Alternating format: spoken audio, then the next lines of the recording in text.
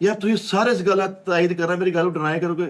इदां दे मैं बड़े बड़े नाने पार्टिकल सुने यार, इदां दा नाना पार्टिकल मैं नहीं सुने यार। नाना पार्टिकल नहीं है, किसी का काना पार्टिकल है। ਐਲੇ ਨਾਨਾ ਪਾਰਟੀਕਲ ਮੰਡੀ ਚ ਜਾਨਵਰ ਕਹਿੰਦਾ ਨਿਕਲੋ ਬਾਹਰ ਓਏ यार ये ओ नाना पार्टिकल ਜਿਹਨੂੰ ਗਲੀ ਦੀ ਮਾਈ ਕਹਿੰਦੇ ਇਧਰ ਆਣਾ ਪਾਰਟੀਕਲ। ਨਾ ਨਾ ਨਾ ਨਾ, ਇਹਨੂੰ ਮੱਲੇਦਾਰ ਸਾਬਣ ਦੇ ਕੇ ਕਹਿੰਦੇ ਆ ਨਾਨਾ ਪਾਰਟੀਕਲ। ਕਿਸੇ ਦੇ ਘਰ ਪਰੋਣਾ ਜਾਵੇ ਨਾ ਇਹਨੂੰ ਏਦਾਂ ਪੁੱਛਦੇ ਕੀ ਖਾਣਾ ਪਾਰਟੀਕਲ।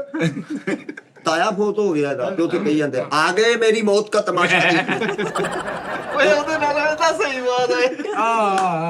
यार किराया वाला किराया लेना आया करदा तुम कहते कैसे बताऊं मेरे लिए क्या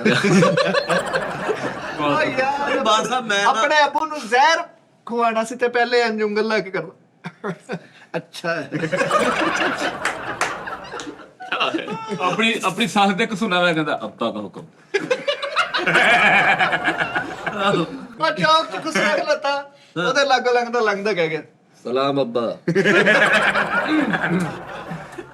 यार शीशे लगे खलोते अपना लानता पाना लानत थे तो ही रब्बा के हुक्म से। यार वाला साहब गाला कटन दे तो कहते कंट्रोल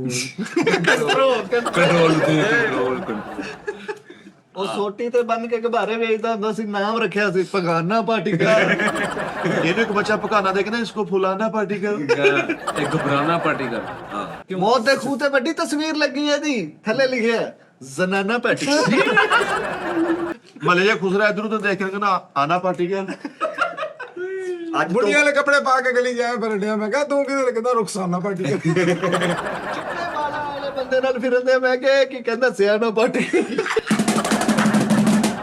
ਅੱਜ एक महीने बाद टकराया कहता महाना पार्टी कर।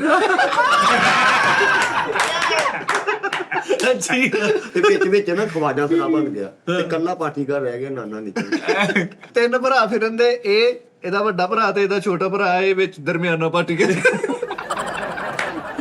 ਨਹੀਂ ਹੁਣ ਦਫ਼ਤਰ ਦਾ ਕੀ ਮਾਹੌਲ ਕੀ ਚੇਂਜ ਕੀ ਦਫ਼ਤਰ ਦਾ ਮਾਹੌਲ ਕਰਨਾ ਕਰਕੇ ਹਿਸਾਬ ਕਿਤਾਬ ਕੀ ਹੋਣੇ ਆ, ਕੋਈ ਤਨਖਾਹਾਂ ਚ ਬਾਜੀ, ਵਾਧਾ ਇਹਦੇ ਘਟਾ। ਅੱਗੇ ਪਾਰਟੀਕਲ ਦਾ ਚੁੱਕ ਕੇ ਸਿੱਟੀ ਇਹ ਗੱਲ ਕੋਈ ਨਾਨਾ ਪਾਰਟੀਕਲ ਦੀ ਰਹਿਣੇ ਵਾਲਾ। ਇਹਨੂੰ ਕੀ ਕਹਿ ਰਿਹਾ ਕਿ ਦਫ਼ਤਰ ਚ ਕੀ ਕਰਨਾ, ਇਹਦੇ ਨਾਲ ਸੁੱਟੋ ਵੈਪਰ ਹਾਂਜੀ ਤੇ ਇਹਨੂੰ ਕਹੇ ਚਮਕਾਣਾ ਪਾਰਟੀਕਲ। ਦਫ਼ਤਰ ਚਮਕਾਣਾ मैंने ਪਾਰਟੀਕਲ। क्या बिल जमा कराता कहना नहीं वो हर जाना पैटे।